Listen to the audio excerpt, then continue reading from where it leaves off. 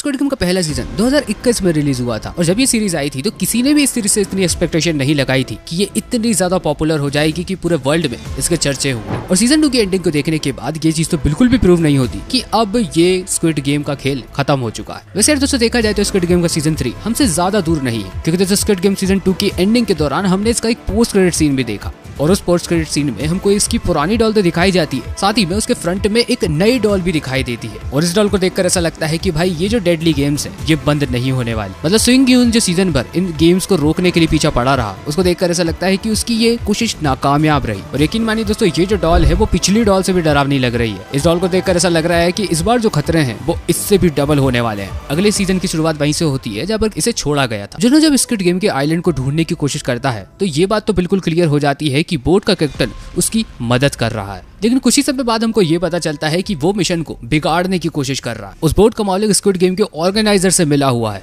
इससे जिन्हो को गेम्स तक पहुंचने और गियोन की मदद करने से रोका जा रहा है। दूसरी तरफ स्क्विड गेम के अंदर टेंशन बहुत ही ज्यादा बढ़ जाती है, क्योंकि गियोन और उसके साथ के जो लोग हैं वो ये प्लान बनाते हैं कि गार्ड्स की गन को छीनकर वो खुद मैनेजमेंट रूम में जाकर इस पूरे गेम को रोकेंगे। 100 बचे हुए प्लेयर्स में से आधे कॉम्पिटिशन में रहना चाहते हैं, जबकि दूसरे आधे लीव करना चाहते हैं। अब जो लोग इस गेम को खेलना चाहते हैं यानी कि ओ टीम वाले, वो एक्स टीम वालों के ऊपर हमला कर देते हैं और बहुत ही ज्यादा वायलेंट हो जाते हैं, मतलब कि खून खराबा हो जाता है वहाँ। इन सब में बहुत सारे प्लेयर मारे जाते हैं। अब क्योंकि गियोन इस जगह पर पहले ही आ चुका था तो उसे पहले ही पूरे पैतरे पता थे। गियोन पूरे एक्स वाले बंदों को इकट्ठा कर बोलता है कि रात में हमारे ऊपर हमला होने वाला है, लेकिन हमें उस हमले में शामिल नहीं होना है। गियोन को ये बात पहले ही पता थी कि कंडीशन बहुत ज्यादा बिगड़ने के बाद गार्ड्स अंदर आएंगे और सब लोगों को रोकने का प्रयास करेंगे। गियोन और उसकी टीम मरने का नाटक करते हैं और गार्ड्स को हराकर अपने पास उनके वेपन्स रख लेते हैं। बाकी सारे गार्ड्स को तो वो मार देते हैं, लेकिन एक गार्ड को जिंदा रखते हैं ताकि वो इस जगह से बाहर जा सके। गियोन की पूरी टीम सबको तोड़ देती है गोली मारकर और इस गेम को जो भी कंट्रोल कर रहा है यानी कि फ्रंट मैन की तरफ बढ़ पड़ते हैं। लेकिन उन्हें क्या पता था कि फ्रंट मैन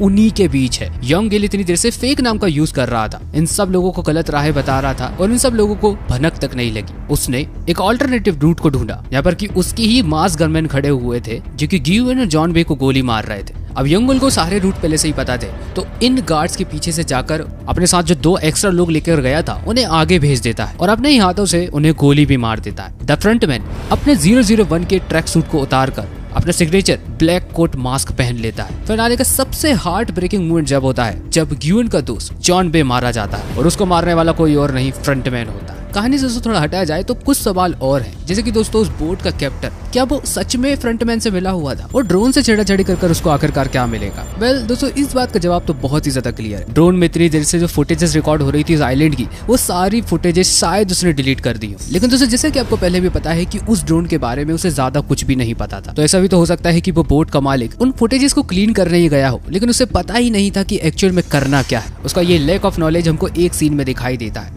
वैसे इस चीज का नाम क्या है? ये ड्रोन है, ड्रोन।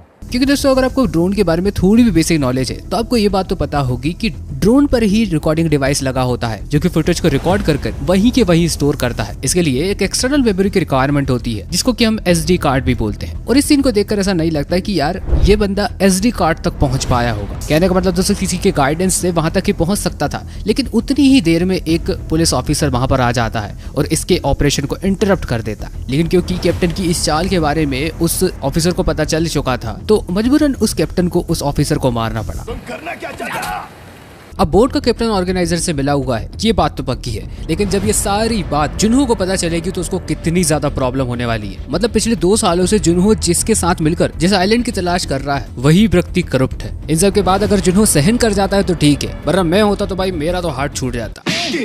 बाकी स्क्विड गेम में ऑर्गन ट्रैफिकिंग का जो किस्सा है वो दोबारा डिस्कस किया गया और इन सबसे रिलेटेड बहुत से लोगों को अभी भी ये कंफ्यूजन है कि ये सारी ऑर्गन ट्रैफिकिंग फ्रंटमैन के अंडर होती थी। तो मैं दोस्तों आपको बता दूं कि सीजन 1 में इस बात को बहुत अच्छे तरीके से क्लियर किया गया था कि फ्रंटमैन किसी भी तरीके की ट्रैफिकिंग में इन्वॉल्व नहीं था। अगर कोई प्लेयर मारा जाता है तो वो उस प्लेयर को सीधा जला देते थे। मतलब यार फ्रंटमैन का कोई भी हाथ नहीं होता था इन सब में। ये काम कुछ वर्कर्स और गॉड की कॉन्स्पिरेसी थी जो अपने फायदे के लिए सीक्रेटली काम करते थे। वो एलिमिनेटेड प्लेयर के ऑर्गन को निकाल लेते थे और उन्हें ब्लैक मार्केट में बेचते थे। जब फ्रंटमैन को इस इलीगल एक्टिविटी के बारे में पता चलता है तो वो उन गार्ड्स को एलिमिनेट कर देता है, क्योंकि ये गेम्स के एस्टेब्लिश रूल्स के खिलाफ था। इससे ये बात तो क्लियर हो जाती है कि फ्रंटमैन स्ट्रिक्टली रूल्स और ऑर्गेनाइजेशन के प्रोटोकॉल को फॉलो करवाने में फोकस्ड था। स्क्विड गेम में ये इलीगल काम अभी भी चालू है और इस इलीगल ऑर्गन ट्रैफिकिंग के अंडर हम सबको एक नया कैरेक्टर इंट्रोड्यूस किया जाता है, पिंक सोल्जर 11, जो कि नॉर्थ कोरियन डिफेक्टर है और वो इन गार्ड्स के अनएथिकल काम के बिल्कुल खिलाफ है और इनके प्लान्स को बिगाड़ने की भी कोशिश करती है। जब गार्ड्स किसी प्लेयर को जानबूझकर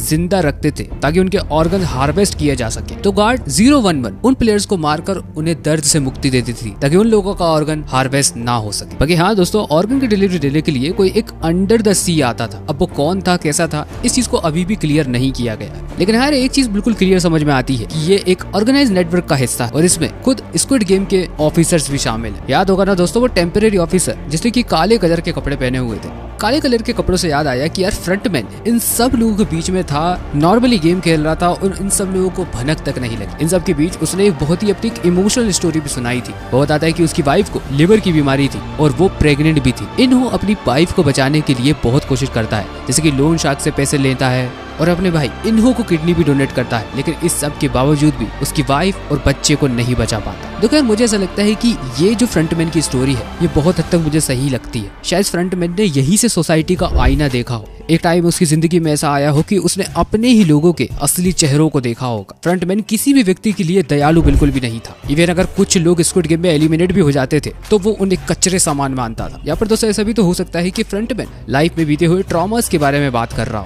हो सकता है कि किसी टाइम पर उसने भी लोगों से इसी तरीके से मदद मांगी हो, लेकिन किसी ने भी मदद नहीं की, उसे इसी तरीके से कचरे की तरह ट्रीट किया गया। तो आज के समय में ऐसा हो सकता है कि वो भी लोगों से इसी तरीके से बदला ले रहा हो। बाकी यार दोस्तों, फ्रंटमैन का आपने ट्रैक सूट नंबर नोटिस किया होगा। ये वही नंबर है जो कि एक टाइम पर ओ इल्लाम को मिला हुआ था और ओ इल्लाम स्क्विड गेम का पूरा क्रिएटर था। कहने का मतलब ये जितने भी डेडली गेम्स हैं वो इसी बंदे ने बनाए हुए थे। कहने का मतलब ये जो दादाजी हैं वो फ्रंटमैन के मेंटर थे। तो हाँ दोस्तों, आज की इस वीडियो में इतना ही। बाकी दोस्तों, स्क्विड गेम सीजन 1 के और भी वीडियोस इस चैनल पर पहले ही बने रखे हुए हैं। बाकी हाँ दोस्तों, अगर कहीं भी आप मूवी रिकमेंडेशन में इंटरेस्टेड हो तो प्लीज चैनल को जाकर सब्सक्राइब कर सकते हो। अगर इस चैनल को खोना नहीं चाहते तो प्लीज इस चैनल को जाकर सब्सक्राइब कर लेना, क्योंकि यूट्यूब का ये ओशन है बहुत बड़ा है। अगर आप कहीं खो गए तो हो सकता है कि हम मिले ही ना। खैर, मुलाकात होगी दोस्तों आपसे अगले ही एक वीडियो में। तब तक के लिए बाय।